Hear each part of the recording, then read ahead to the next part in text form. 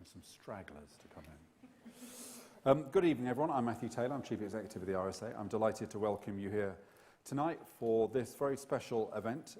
It's the 2018 Albert Medal Award. Could you turn your phones to silent? We're filming this event and streaming live over the web, so a very big welcome to those of you joining us online. And if you want to participate in the conversation, whether from this room or if you're watching online, then the hashtag is RSA Citizens. So the RSA has awarded the Albert Medal for innovation in the fields of creativity, enterprise and social improvement since 1864. In recent years, the particular emphasis has been on social innovation. Recent past recipients have included business pioneer Jameson, and via a posthumous award last year, industrial economist and social innovator Robin Murray. The Albert Medal is now recognised as a means of identifying and rewarding those at the forefront of practical social innovation, inspirational heroes who are driven by a desire to make the world a better place. We're absolutely delighted to award this year's medal to Neil Jameson. Neil is Emeritus Director of Citizens UK and Director of the UK Centre for Civil Society. Neil played a central part in founding Citizens UK as the home of community organising and has been the lead organiser and executive director of the charity for the last 20 years. Citizens UK has been pivotal in empowering individuals and institutions to initiate and drive major systemic changes in politics and public life. A total of 47 professional community organisers now operate across hundreds of diverse member communities, working together on shared interests for the common good. Central to the RSA's current work are the concepts of convening and change-making, so we're looking forward to hearing from Neil this evening on how powerful citizens' alliances are leading strategies for change. This type of approach is vital in confronting the complex challenges we face as a society and developing a shared mission for progress, indeed renewing our belief in progress. Neil Jameson's Albert Medal Lecture is part of a special season of events to celebrate the opening of the RSA's new Enlightenment Coffee House, Rawsmells, a new space designed to stimulate the creative thinking and collaborative action needed to drive such change. And if you haven't been down to our floors -1 and -2, you must go down there. It's a fantastic space. So Neil, it gives me great pleasure to present you with the 2018 Albert Medal in recognition of your services to community organising for the common good.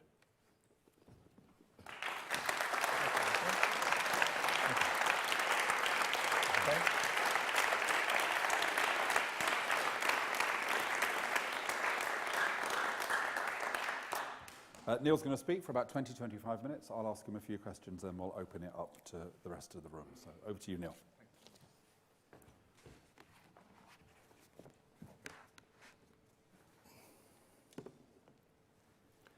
Good evening. Assalamu alaikum, shalom. Lovely to be here. Thank you very much, Matthew and RSA, for the honour that you've given me. It's a wonderful honour in itself.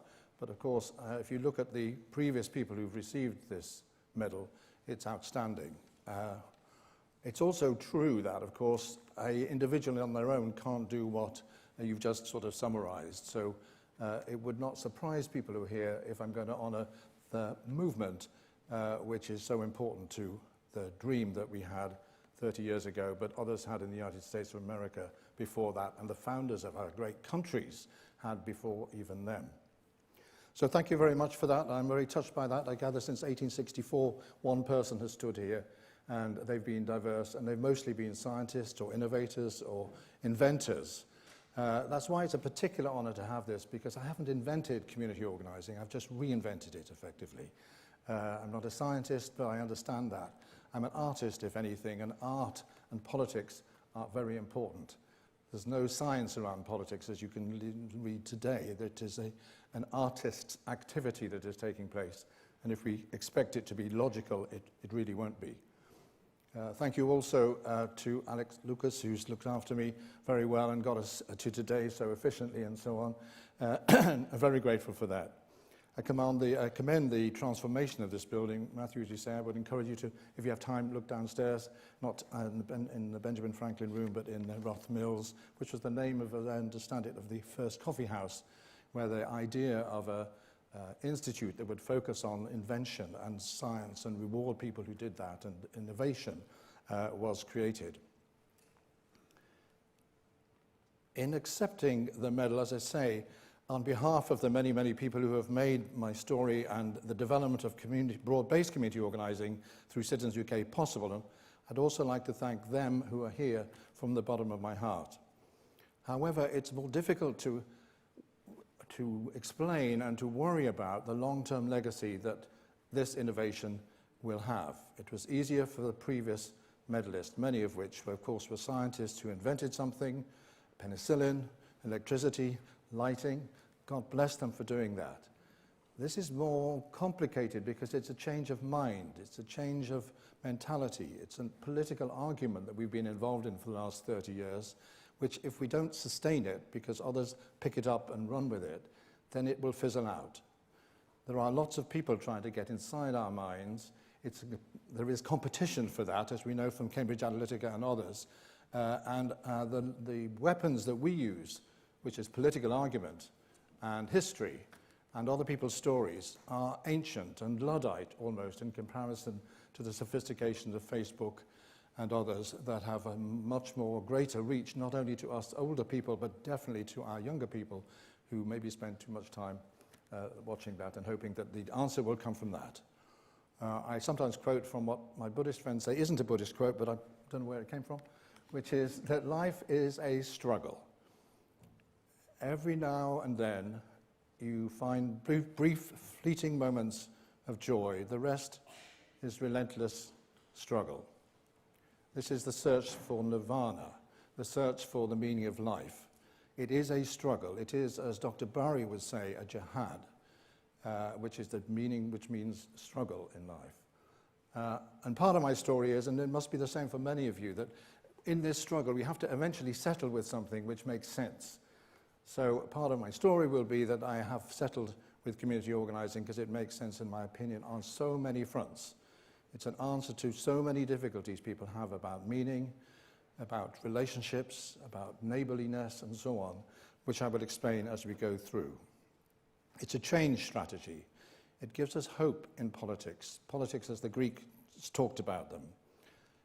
It focuses particularly on civil society as the most important sector between the state and the market and civil society. We've got children in civil society. If you've looked at my profile on and media, I'm a champion for civil society. I'm a disciple of civil society. Our needs and our self-interest are different to the needs and self-interest of the market and the state. They all have their place, but basically our needs are greater because there's more of us. So they are the sector that we were preoccupied with in civil society. I'm proud to be. I also noticed Matthew Anthony Painter, in the, which I think is on the web, in his very good article on ideas for 21st century enlightenment, that he talks about history. And history suggests that it's movements that change things. Individuals may initiate them, but basically movements are very important. And I think, if nothing else, I've played a significant part in capitalizing on people's desire for the movement and the meaning that citizen organizing is focused on. In the founding assembly, we started Citizens in effectively 1989. It took me a year to build a broad-based alliance in Bristol. And Bishop Peter Firth was one of our first trustees. He was the Bishop of Malmesbury at the time, and he was a man who would quote from the Bible, as you would expect. And he used this quote about, where there is no vision, the people perish. He had just done 6-day training, which is something that many people here I recognize have also done. And he added to that the reality, of course, that vision without tools is a mirage. There are lots of people with vision and mission and so on that they talk about, but the one thing I think we have brought to the movement is tools. These can be applied, as I suggested in my sort of flyer, if you're in business, if you're teachers, if you're head teachers, if you are anything, to your own location. Relationality is the trick. Be relational, spend time with people, listen to them. If you listen to them and spend time with them, it transforms a meeting into a relationship activity, which will strengthen the institution, whether it be business or what have you. I hope to share some of these tools with you and stories about leadership and the 30 years of organising that I have had. So I want to commend the 420 member institutions that we have now got in membership. I also, in process, want to commend anybody who's a head teacher here, who has responsibility for a mosque, who runs a church, who has set up a refugee group, who runs an institution. These institutions are very, very important. Some of them are in membership of Citizens UK, some of them are not. In fact, most of them are not on the basis of that, because there's many more than 420. But thank you for joining us, and thank you to the trustees of Citizens UK, my chair, my ex-chair, because I'm no longer the director, Dr. Kanish Shahid is here, and absolutely there are several organisers in this room and members of the organisation, and I'd ask you to stand up now so to be recognised, because without you there would be no movement. Please. Yep.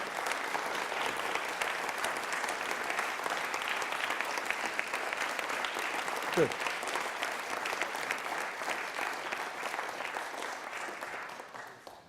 Thank you. And also would like to commend, obviously, our funders. Without the funding we have, which is partly from the membership. So Matthew wanted me to talk about sustainability. That's very good. There's lots of people pass through here. I've heard them in the coffee shop downstairs with lots of ideas. But those ideas don't go anywhere unless you have a sustainable plan. And I was blessed by inheriting a sustainable plan, which is that people have to pay for something they really value. That's not a new idea, it's very important.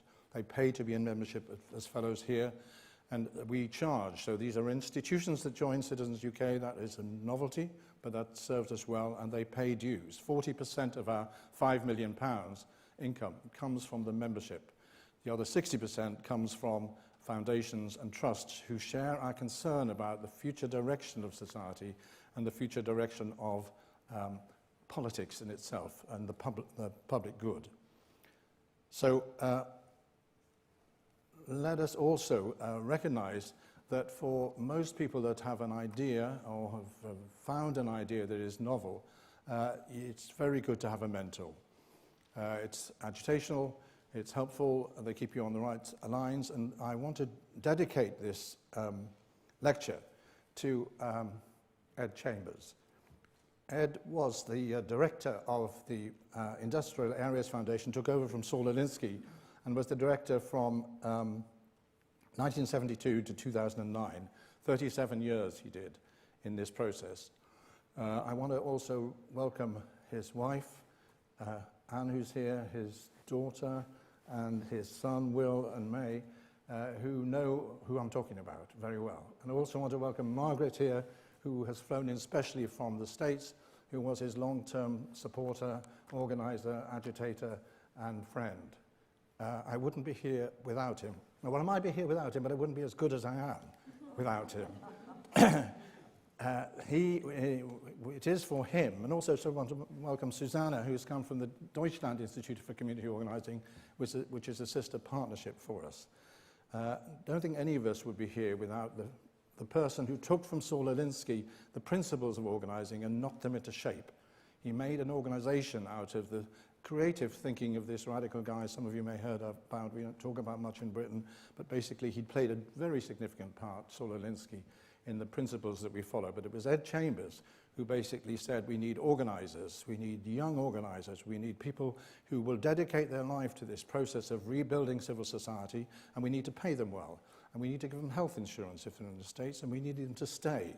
We don't want them in for a year and then they go on and do something else. Ideally, we need people who are on a permanent basis, and as he got older, he got more angry about things, because not everybody got that argument, because there was competition taking place, of course, between the tech people, the bankers, and everyone else who wanted these bright people to become organisers, and basically some chose to make that move. It has its place, but basically civil society needs the best. And that's what he always argued, and he therefore argued when I got to the age of 40, having had, if you like, 2 careers, all of us, 20 years of development, formation, university, then trained to do social work, didn't do that very long, but trying to do it radically, did community development and community organising, saw the direction I was going in. I met Ed in 1979 when I went to Chicago on a Churchill Fellowship, and he told me with the blunt way that he did speak to many people, but not his family, I'm sure, get out of here, get a proper job.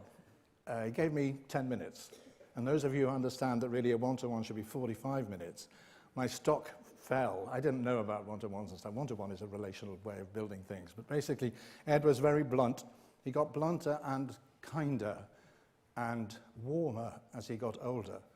And that's partly because of the love that his family gave him, and partly because he could see this was growing. There are at least 60 citizens' organizations in the United States. Most cities have got one. Other people have taken the method and adjusted a bit, but basically the Industrial Areas Foundation is the best because of him. His legacy is people rebuilding civil society using the same methods, the same argument, the same political argument, and his iron rule, which is up there, which is never, never do for others what they can do for themselves. I'd spent 20 years breaking that rule. We social workers break that rule all the time, and some of us organisers break that rule occasionally, but it's a mistake. Because if you break that rule, people depend on you. They look for you to do things for them, and you are tired and exhausted and can't continue, and you get cynical about them and think they've got too many needs and so on. So that's a very good message for all of us, I hope, is try not, apart from our children, to do for people what they can do for themselves. People can organise. Part of the argument we're involved in is it's our fault we're in the mess we're in. If you hear nothing else from me, please believe that, because if you don't believe that, then you have no power to do anything about it. What we can offer, and others, and the thinking that's going on here, is there are tools you can use, there's methods you can use, and there's history to remind us that you can do something about it. But it's pointless blaming other people for the mess we're in if you haven't got the capacity to rebuild civil society minimally around yourselves and your institutions, but ideally with other people. So, the theme for this was to focus on 3 tools, and this is one of our t-shirts, which actually again is, well, that's all you need with a PowerPoint. Okay. Oh, sorry to grunt and look madly, quickly at the guy. Well, it's not going. Should go that way. I'll keep going. Oh, it's my fault. Never do for others what you can do for themselves. Thank you for your help. There we go. So there's the t-shirt. And I want to focus on, in the time I've got, the 3 things which, in my experience, have transformed my life. And it's partly based upon the mistakes I've made, as we all do, as we try and learn what matters. Power is the deciding thing in winning and losing. That has totally been my experience since I started organising. It's a bitter-sweet pill for those who don't like the word power, the concept of power, but basically if you don't grasp it, you will lose. Life is too short. I'm 72 in November, and I think, like Ed, are getting more angry that people don't understand you have to have power to be taken seriously. We all have some power, but people organised have more power. It's the organised who win, it's the disorganised who lose, and they lose bitterly, because they think all they have to talk about is justice, and things will happen. And that's not been my experience. It's not the experience of history. It's not the experience of anybody you know, I suspect. The world is unjust, but basically it is possible for us, particularly in a democracy, to organise to be more powerful.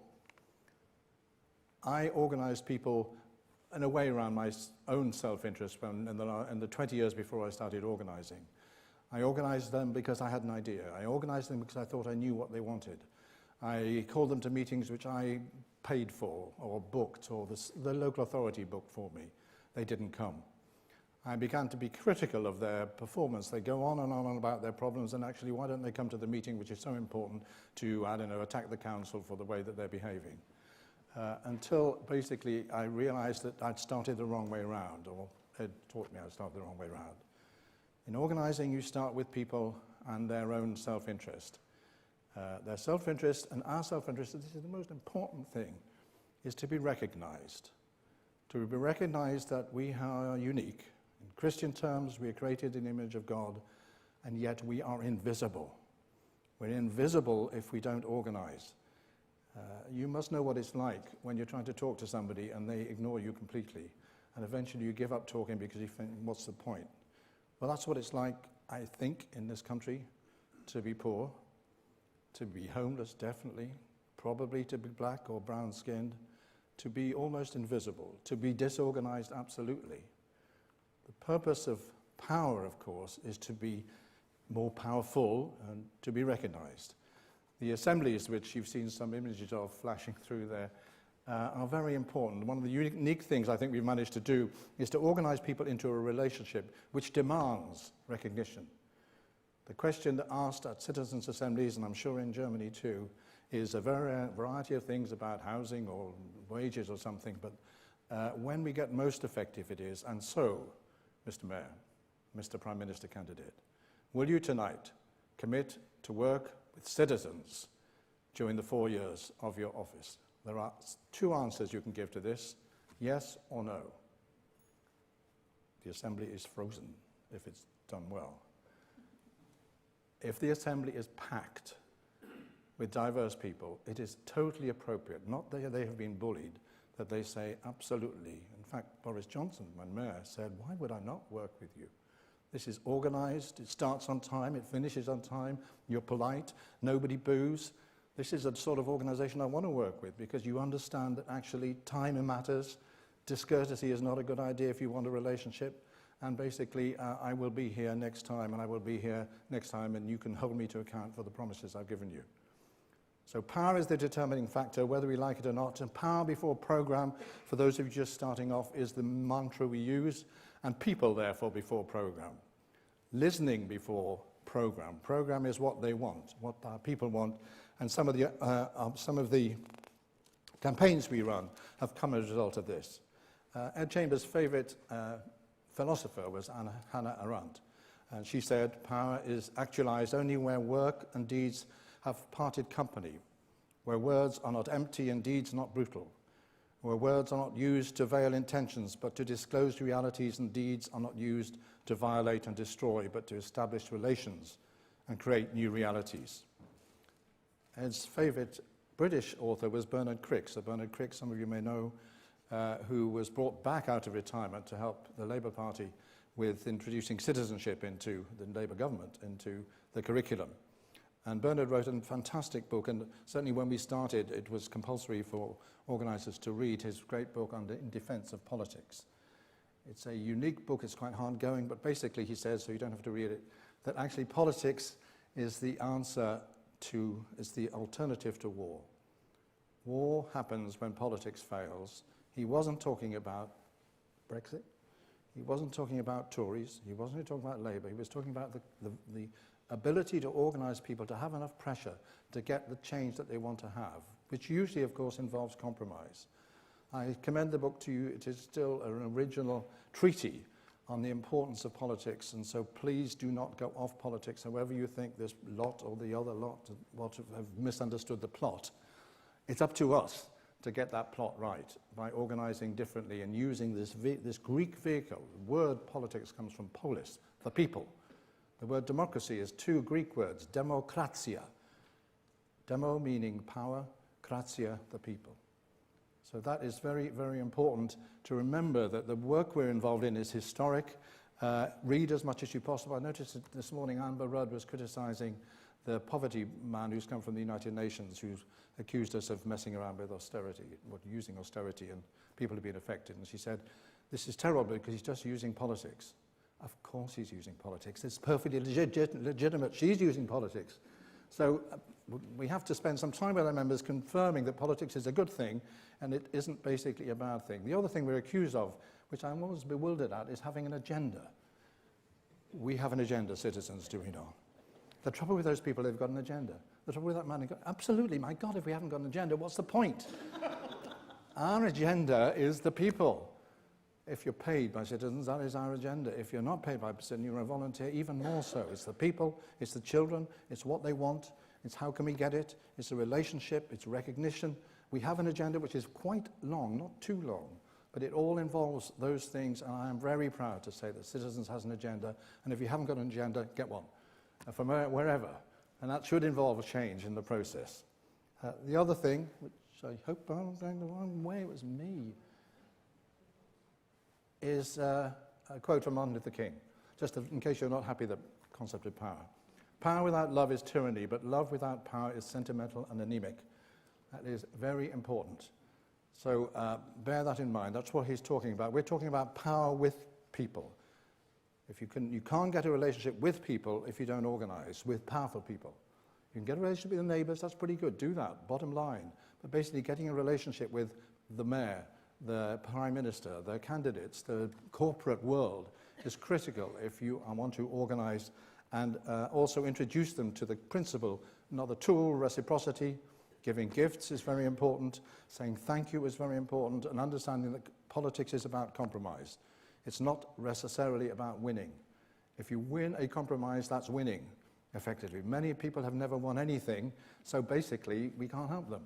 But basically, compromise is a very good thing. When we started the Living Wage campaign in 2001, which now has 4,700 accredited employees, we came up with a figure on the back of a matchbox.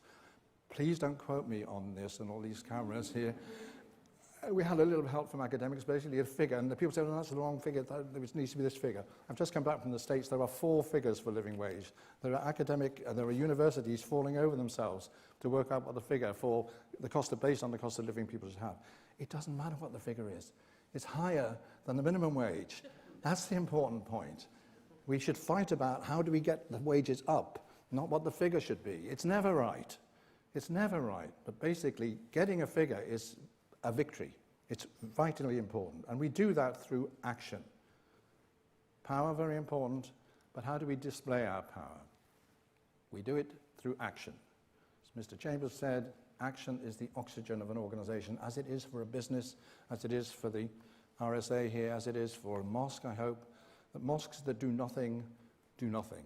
They lose numbers. The same with church, the same with schools. It depends what you mean by action. Action, we mean that gets a reaction. The reaction is more important than the action itself. But if you don't act, you don't get a reaction. So the actions that we do are very, very important. The purpose of the action is to develop the membership of the organisation. When we meet at the end of the action, we say, how did we do? Who did well? Who did less well? Meaning us. Did we do the business? And are we more powerful than we were before we started this action? Critically important. If we're less powerful, we don't close and give up. But basically, it's very important those questions are asked. And the most important question is, how did we do? Didn't Mrs. Smith, who's never spoken before at a public meeting, do well when she told her story about what it's like living in a crummy house with rats in the cellar and so on? Didn't Mohammed, who's come here to talk about the trouble that his wife has had consistently on the train by people abusing her because she wears the inappropriate clothing in their eyes? Didn't she then come up and say in her own words, without any script, what it was like? Didn't that change the nature of the meeting to hear authentic testimony instead of statistics and reports and all the necessary things which need to go with them? The turnout at these assemblies is very important, so I will just flash through some of them. You can see what they are. Very important. Every time there's been a mayoral assembly in London, London Citizens has had an assembly starting with one for 800 people in 2000. 2004, a little bit more. 2008, a little bit more. 2012, a little more. 2016, 6,000 people in the room with Sadiq Khan and Zach Goldsmith with an agenda. Commend Matthew Bolton's organising for that, because this was his idea. I opposed him all the way. It was in the round. It was in a basketball gym. And basically, I never thought we'd get the turnout. Even though it's critical to meet and have a relationship with the mayor, still people prefer to watch people acting on television rather than be there. But I suspect, and pretty clear, anybody who was in that room at that time will have had their lives transformed, will understand that politics is a good thing, that neighbourliness is a good thing, and getting a relationship with either of those men would have suited us. We're non-partisan. Most people are born non-partisan. We then become partisan, effectively. It's good to be non-partisan because that is what politics is about. We need political parties, but basically we need also to be pragmatic. When hate happens, we challenge it. When we go to other cities, we're now in 11 significant cities across the country, we hold assemblies. We pack the assemblies, and we don't pack them. They are packed. They have to be packed. Each institution pledges on how many people they're going to bring. 20, 30. We remember it. We keep the numbers. We put out the same number of chairs that people have said they're going to bring. If they don't come in the evaluation, if we do it well, people feel bad about they didn't get their 30, they didn't get their 20. Ideally, they ring up the next day and say, you really let us down, St. John's of Hoxton. You said 70, you said 20. Some of our young members get a bit carried away. They pledge 200 and they get 2. They have to learn to be realistic. And people don't easily come to public meetings. That's the other thing that we've experienced. But when they get there, they do experience politics. They experience the world as it should be. And they go back feeling better about themselves and ideally also better about the nature of living in a democracy.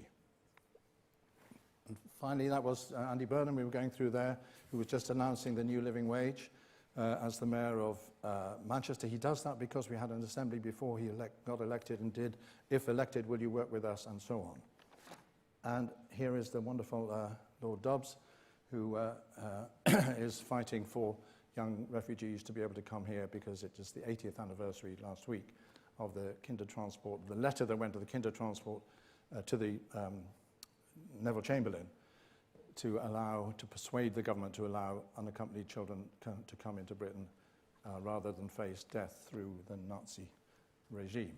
And of course, we did receive them. That is as great an issue now as it was then. And we're grateful to have Lord Dobbs and others, in a way, using the muscle of the organisation, which we don't mind, because actually one of the issues which consistently our members are concerned about is the plight of strangers. Our holy books consistently honour the stranger versus the people we know. And that's partly why we're an alliance, we're a civic alliance, but faith is very important to many of our members. Values are very important to many of our members, which is why the role of the stranger is critically important for who we are, because we could be strangers anywhere else. The story of people who are refugees is important to our members, which is why we have a whole program of not feeding refugees, but liberating refugees through the various campaigns that we have. And finally, the other universal, which lots of people use, is that of justice. Now, come on back. There we go. Justice. And a little quote there from the Peloponnesian Wars, written in 4011 BCE by Thucydides.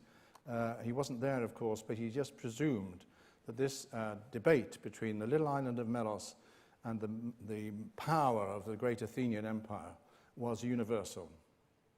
You know as well as we do, say the Athenians to the Medians, that when these matters are discussed by practical people, that the standard of justice depends on the equality of power to compel it. The strong do what they have the power to do, and the weak accept what they must accept. That's an important message for us, and that is the sort of message that many people get on the trainings that we do on a regular basis. We've trained 5,000 people over the last 30 years, 3 times a year, 6-day intensive training, including Ed Miliband and the late Tessa Jowell and others have attended to think again about politics and where the partisanness has gone wrong and started in the right place but then became too bitter and too oppositional to be effective. This message is a tough one for those who think that, frankly, justice is all you have to say and people will bend over. That is not the case in our experience, which is why power is so important, and which is why power is the purpose of Citizens UK and the purpose of London citizens and Manchester citizens and Birmingham citizens and Tyne and Wear citizens and Milton Keynes citizens and Cardiff citizens and Taunton citizens and the other citizens and Leeds citizens and the other cities that are now picking this up with no help and not a penny from the state. If you take the money from the state will tell us what to do, and so they should. It's your taxpayers' money. If you take the money from the membership, we have to work very hard, because otherwise you drop out of membership. You stop paying. If the organisation becomes too rabid or too factionalist, people stop paying. That's the control on this very, very precious organisation or process of organising, which is about systemic change. Let's see if we go to the right one. Yes. This is very important too, that when I look at the things that we've done, and I've managed to help do, the most important thing is that we have managed to build permanent, dues-paying alliances of diverse institutions where most of the institutions stay whatever happens. Were we to mess up and were our organisers to mess up, then clearly they would not stay in membership. Reweaving the fabric of society is purposely chosen for the theme of this lecture because that is actually what we do. We make folks who are suspicious of each other become friends or become citizens, effectively. War happens when politics fails. War also happens, and politics also fails, if people are not in relationship. So the mixing of the institutions, with the more diverse the better, so that people can work out what have we got in common, which is why you have to start with their issues, not your issues. You can't presume to know what people want unless you listen to them. So most of the organizations start with that listening exercise. The Living Wage campaign started in 2001. As I say, has 4,700 living wage employers. The first 100 were got as a result of struggle and tension. And tension is another thing which is very important in politics. It has its place. Without tension, there is no change.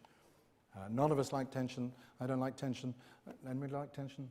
In which case we'd be suspicious of you. But basically, tension creates change. If you rub things together, Mr. Chambers taught me this too, there is friction and then there is fire. And then things happen. And frankly, on the bridges this last Saturday, the new climate change folk sat down consciously to be arrested. It has its place, provided they are training their members in the tools of organising and they're not just using people in order to get the things they want. We are not primarily, which is another reason why I'm very proud of what we're doing, a campaigning organisation. We campaign to help people to grow and develop. We're an organisation that believes power is important to people's lives and recognition more important to them. So that's why they stay and they come back to these big assemblies. We can not just run Living Wage. The Strangers into Citizens campaign led to thousands of irregular migrants being given the right to stay here.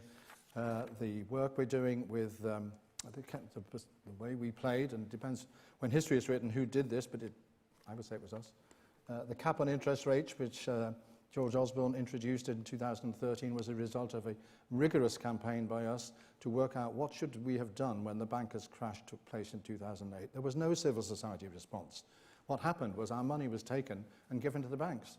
There's been no repercussions, particularly for the banks. So we said the important thing is we have to do is control money, because money is out of control. It is deregulated. And therefore, we learn from the past, which is when usury was around, it was regulated. There were, in fact, jails for people that lent and charged money for loans and process. Every country in Europe had a policy on capping interest rates. The only country that didn't was Britain. And why were there so many payday lenders here? Because we had no control.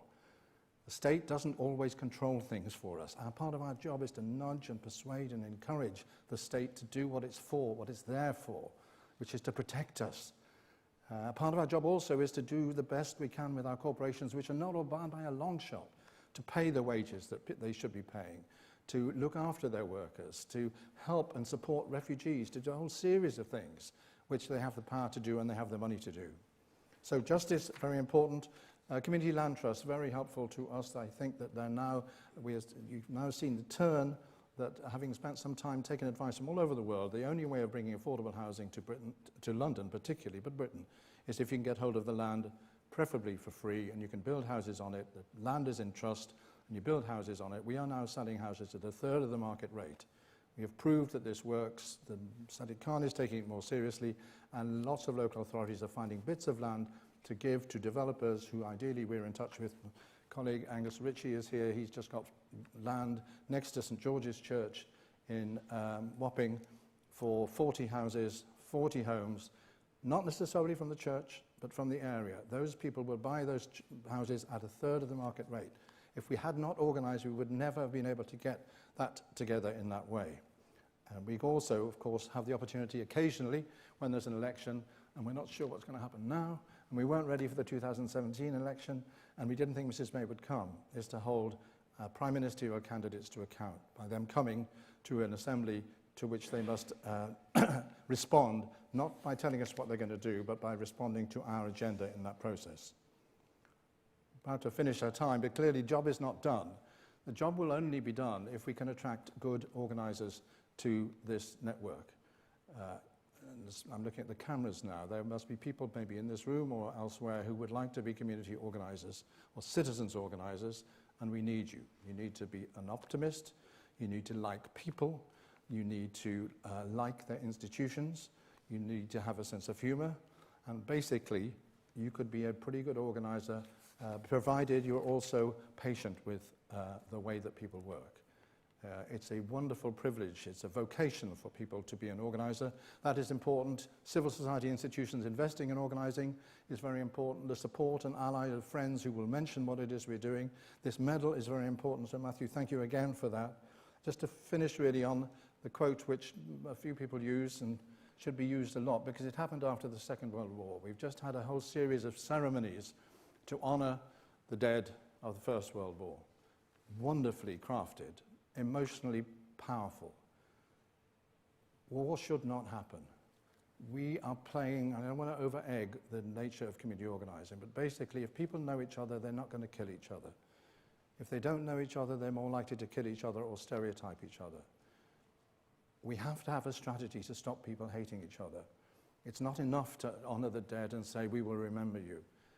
It is better to organise in your neighbourhood, organise with a national intent and potentially an international intent with others and to believe that this way of organising is historic, it is vital, and frankly, if we don't do it, nobody else is going to do it, in order to do what Beveridge has called for there. Yes, remember, he wrote this just at the end of a terrible Second World War. The first call should be on developing citizens to take the responsibility of democracy in choosing leaders and deciding on public issues. The making of a good society depends on the citizen individually or in association with others. So the knight's insane Nazi dream of power over others without limit and without mercy shall fade. So humankind shall bring back the day. Thank you very much.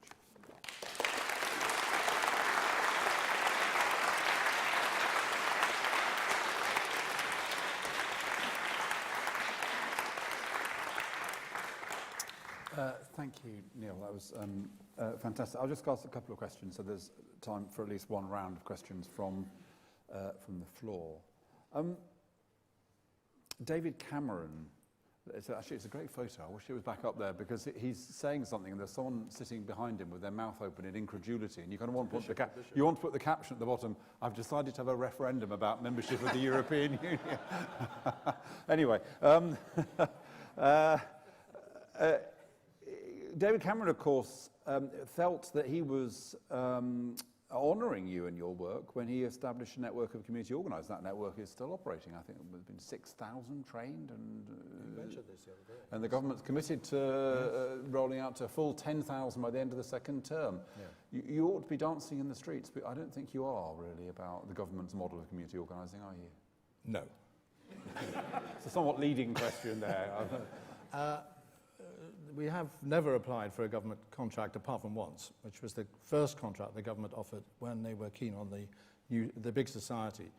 We weren't even shortlisted. It would have, and I would say we should never have even applied for it, although some of us put our energy into it. Now, worry was if we didn't get it, someone else would get it, and they would mess up, and they would destroy the reputation of community organisers, and they have. Because the state shouldn't, well, look at two things. The state shouldn't be doing this. It's not the state's responsibility. It is our responsibility to do this. We should pay, you should pay your organisers. If the state pay them, then basically they do what this programme is doing. They talk about litter, and they pick up litter, and they go knocking on people's doors and saying, hello, I'm your local community organiser, what's going on around here? And the people complain because they never see them again. There's no plan. There's millions of pounds gone into it, £21 million on the first phase of community organising by the government. Has anybody ever met anybody from that programme? Because they're, okay. I think that's the point. Thank you. Taken. I just thought it's not their responsibility. I mean, it was a leading question, but I wanted to kind of clarify it because I think that it kind of, I think a lot of people who don't know that your model is very different, it must have been a kind of bit of a challenge, actually, that people associate community organising with something that is slightly less about power and challenge, yes. And slightly more around. I mean, the intentions are good, but it's a different kind of model. Yeah. Something else that we spoke about is that you have organisations that join you, and your membership is strong, but actually one of the challenges is that many of the organisations who join you have got declining membership. So the kind of phenomenon that Robert Putnam talked about, and we've had him speak here, in Bowling Alone, the decline of associational life. Yeah. then in a sense that decline still continues. What do you see remedying that? What do we do to rekindle people's desire to belong, to join things, not just to, press like on their Facebook page, but to actually join something and get involved in the warp and weft of an organisational, institutional life? It's obviously not enough to know that we're born into relationships, because the market suggests that we're born in to be free. So there is that struggle taking place. We're born to be free, and we're basically born to shop. The message which you're giving, quite rightly, and which faith gives, is we're actually born to, and literally, we are born into families. Some may spend their life trying to get out of them, but they can't because there's a blood relationship there. It's a crisis for these institutions. It's a crisis for the Christian church. The Anglican Church has just come up with statistics which are now 700,000, I think it is, as opposed to, we used to be over 1 million. The Methodist Church, I'm a Quaker, we're down to 13,000 members. When you look at the plight of the faith institutions, particularly Christians, it is a worry, which is why we are very keen to welcome them into membership. If the institution doesn't serve the needs of their members, of course, you can't blame people for leaving. The needs of the members are manifold, but actually what you're saying is quite right. The needs of most people is recognition, not for reading the Bible, and not reading it on the Sunday, but for, I've seen it every now and then, and I'm always looked at Angus, when after one of these actions, the minister brings forward the people who went there, who represented the church at the meeting, they say, and here's Mrs. Jones, here's Mr. Smith, and here's Johnny, who spoke at the platform. I want you to stand and applaud these people. They did God's work by being there that day. We haven't quite got enough courageous clergy who are prepared to do that, or head teachers. Some head teachers will do it, bring forward the students that spoke. But if the reputation of the institution is, wow, that place is fighting for wages, it's got some housing scheme which we might be able to get hold of, it's got an action against hate crime going, I'm going to worship there, or I'm going to join that school, I'm going to take my children from this school where the results are good but they don't give a toss about the parents, and move them to this other school that really works hard with the parents. So we have a job to do, which we take very seriously, to help these institutions keep up with the opportunities which are available from the opposition, effectively, or the other culture, which is shop, press buttons, go, just have fun. Politics doesn't sound like fun, but it is our experience, those who are involved. Great fun. It is satisfying to see the situation change in that process. And so our institutions need help. Our mosques are full, but they're worried. They worry the government and they worry themselves because they don't feel welcome. We have a leaning, or I have a leaning towards the Muslim community because they are full. But if they don't keep relevant, they will go the same way as the Christian church and be empty in about 20 years' time. And young people will not go there anymore. Because we were talking about this before your speech, Neil. It feels to me as though one way to understand what's going on in the world right now is a yearning for belonging. And one of the reasons that politics feels so febrile at the moment is that there's a kind of left account of that deficit, which is to do with inequality and to do with the needs of minority groups, oppressed groups, and the sense is that's where the belonging deficit is. But then, of course, you have a kind of populist move or a nationalist move which says, no, the deficit around belonging is to do with nationhood and tribe and tradition and cohesion, maybe. But in a sense, what they're talking about is a similar kind of sense of a kind of yearning for belonging in our society. Now, you have used that yearning for belonging for great ends for 20 years. As a society, how do we respond to that yearning for belonging without falling into the traps of populism and tribalism? I think be as broad as we can. We assure folk that there is another way of doing things. It's very true. That it is perfectly natural to want to be in association. The challenge for the mayor, which we're trying to help him with about knife crime, is that gangs have their place. Gangs provide identity, territory, recognition. The only trouble is that they kill people in many cases. And young people have that search for associational activity, which youth clubs, they don't quite fit.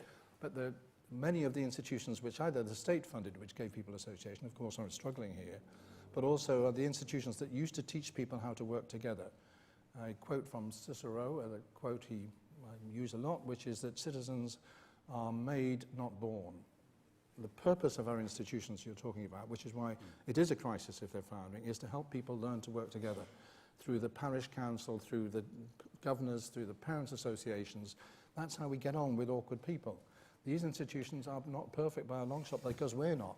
But these, if you look at, again, these associational institutions, which are many, either we invent new ones, and we can't quite find anywhere better, certainly than faith, education, some universities, if you're lucky, refugee groups, whatever. The job of the organisers is to find those institutions, and find people in those institutions and promote this way of organising. It seems to me that one of the insights here is that organisation is not a means to an end, it is in some ways the end in itself. And, you know, and I look back over my time at the RSA, and this is a moment of celebration for the RSA with our new space. And you know, the thing I'm proudest of is not, I mean, you know, lots of great research and impact on government policy and things like that, but I'm proudest of the fact that the fellowship has changed in character and grown in my time here. And so it's not only do we have more fellows, but they're more active, they're doing more, and they have a stronger connection to us as well. And and I think maybe we just need those of us who recognise that association and organisation is an end in itself, and if that is weakened, society as a whole is weakened, to think very deeply about the skills that are involved, the techniques that are involved in strengthening associational life. Anyway, we could sit here, just the two of us, patting each other on the back. Let's take any questions from the floor. There's a question here. We'll take a kind of round of questions if we can, Neil, and then we'll finish off. So, Thank you very much indeed, and many congratulations on a well-earned reward. Could I ask you tell us who you are? Sorry, my name's James Featherby. Thanks, Could I ask you, that there seems to be a bit of a tension, at least in my mind, between the statement that you made, which I absolutely agree with never do something for others that they can do for themselves, and yet the purpose of your community organising is to organise people into effectively political action, which is kind of asking government to do for people what they might do for themselves. So how do you reconcile doing stuff for yourself with asking the state to do something for you? what a brilliant question. Thank you. Any other? Yeah. Hi, yes, it's David Russell. So in the States, obviously, there's been a greater history of organising, and you see a number of sort of celebrated politicians who were formerly organisers. Here in the UK, seemingly politicians are trying to adopt organising for their own end. But do you see many organisers sort of transitioning into politics in a way that you have been seeing in the US in recent years? Because Obama, obviously, is the perfect example. And then, finally, two more. Let's take these two final questions. Hi, my name's Eric Kilstrom. I'm interested in solving a problem around healthy life expectancy. People are living longer, but they're living longer in increasing care. People expect NHS and social care to provide for them. People can avoid the extra care in their life if they live, exercise and eat well and do all these things. How do we get people engaged in their own health so that they can live in their own home for longer, which is what most people want? Great. And Tom? Thank you. My name's Tom Levitt. I'm thinking of the point you were discussing just now about belonging and what the message perhaps you might have for the private sector. I think that employee engagement is almost the holy grail of running a business in terms of providing sustainable long-term success. And it's all about building a mission within your private sector organisation as well. So I'd be interested in your comments then on employee engagement and messages for the private sector from this. Great, so I think that's it. But if any woman in the room wants to ask a question at any moment, yes, thank God for that. Hi Neil, Katie Davis. You may remember me from Citizens. What's the gender split in institutional members, and what can be done to kind of uplift that to get more of a balanced representation of gender issues in the kind of fabric of society? Great. So you've got 5 questions and 6 minutes. And the ability to start with the most recent one. One of our major campaigns at the moment is to get misogyny recognised as a hate crime. We are leading on that, really. It's not because we're obsessed with it, particularly it has its place. It is, we've managed to persuade organisation in Nottingham, the Nottingham police register when misogyny takes place, or people record it as having happened. And there's no reason why they can't. I think West Yorkshire police have, it's beginning to escalate. There's a pushback from the police authorities saying we can't have, it's not our job to do this, but basically that's partly, they also say, because we haven't got the resources. If that's an issue of cuts, then we are calling on the government to provide more resources for that. So far as the membership is concerned, we don't know what the mix is. I suspect our mix, being mostly faith, is more women than men, I guess. And then... employee engagement? Employee engagement. If you're going reverse order. Living wage, wonderful. It is driven now by corporations, frankly. The state is dragging its heels. The third sector is embarrassingly weak on actually doing the very thing, simple thing we're asking for, is to push the wages up a little bit. We're one. Okay, that's good. Well, if you weren't, I would have turned the medal down. So basically, and in Hong Kong, where the living wage is beginning to roll, it's the private sector who are saying we want to pay this. If we're paying it in London, we may as well pay it in Hong Kong. Burberry's are leading that campaign, are putting money into establishing living wage foundations so they can pay their factories in Thailand and others with a figure. So I've got nothing but praise for those that join the living wage campaign. That's the big criteria anyway. And there's a large numbers. A third of the FTSE 100 are living wage accredited employees. So it's pretty good. And what about organising in terms of overcoming the issues around older people and loneliness and lack of contact, lack of activity? Is that sounds a bit more like the kind of government's end of community organising. I think it has its place. Yes, the doctor's giving you a prescription to go to an old people's club. It's not a bad idea if the old people's club's still there, of course. That's the criticism of it. The institutions that used to provide the assistance, which were often topped up with grants, are struggling themselves. But have you done anything around kind of loneliness, for example, as an issue? I think what we are is a solution to loneliness. Okay. I know Richard Lydiard, happiness man. Yeah. Okay, We'll come back to him in a we're second. getting on. It's relevant because he argues that people are happy. Layard, professor of happiness. He argues people are happy provided they have a relationship and they're doing something in public life. So giving people an opportunity to do something in public life and getting a relationship is a brilliant... And your very first picture, of course, was a group of older citizens. It was kinder transport people.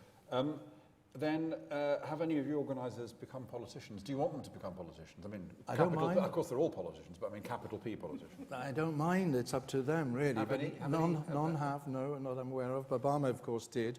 If you read his book, he found organising very difficult. He did say it was the best political experience he ever had. But frankly, I like to think that this is much more fun than being an MP. Look at these MPs, they have to decide. They can't say what they believe. They can't act on what they believe on. They have to do what they're told all the time. I don't understand. There are some of them, I wish they wouldn't say what they believe. Yes, I agree. Well, basically, that's partly why organising is such an attractive job. We pay well. You have to earn your own salary. You will not sustain yourself if the organisation flounders. But basically, I'd like to think we offer a good option for people that might say we're going into Parliament instead and that's the way to do politics. This is the way to do politics. Now, those were great questions, but we'll go back to James's one at the beginning, because it was a brilliant question, which is, hang on, you say you're about self-help and self-organising, but all the time you're asking the government to give more handouts and more services, so square that circle. It's a misunderstanding, not all the time. Occasionally, we ask the government to do stuff we can't do, like let in more child refugees. We can't make that happen. We had an organiser who wanted to do that illegally, and we had to say that's going too far. The trustees ruled that out of action. He was so frustrated. But basically, our government, we want to recognise civil society activity as sensible. We want them to name people, because they find it very difficult to say thank you. I mean, so far that George Osborne, of course, tried to steal the living wage off us with his audacious announcement of the new national living wage. I'm constantly doing this with that. The so-called national living wage is, of course, the minimum wage. But basically, it's a back and forth. They need us, and we need them. So I hope I have never rubbished a politician. We want people to go into politics, traditional politics, the more the merrier. But that's not it. The rest of us are not just observers. We want a part of the action. We have ideas. We have to be powerful enough to get those ideas taken seriously. But I think, just to be clear, your view is we need the framework of decency that comes through a fair welfare system and public services as the foundation for associational life, not an alternative to associational life. It's the foundation, that's right.